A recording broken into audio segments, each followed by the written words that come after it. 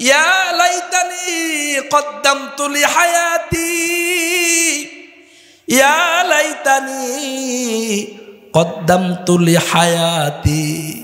হাসরের ময়দানে দাঁড়ায়া দাঁড়ায়া কিছু মানুষ বলবে ইয়া লাইতানি কদ্দামতু লিহায়াতি, হায় আফসোস আমার হায়াতের কিছু অংশ যদি আমি নেক কাজ করে পাঠায়া দিতাম।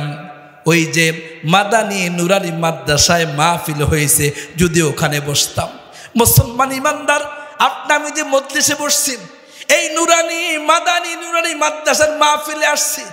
এই মাহফিলে আসার কারণে কি পরিমাণ সওয়াব হয়েছে, সওয়াবটা যদি আপনি আমি জানতে পারতাম, দেখতে পারতাম, এখানে আসার জন্য পাগল পারা হয়ে যাইতাম।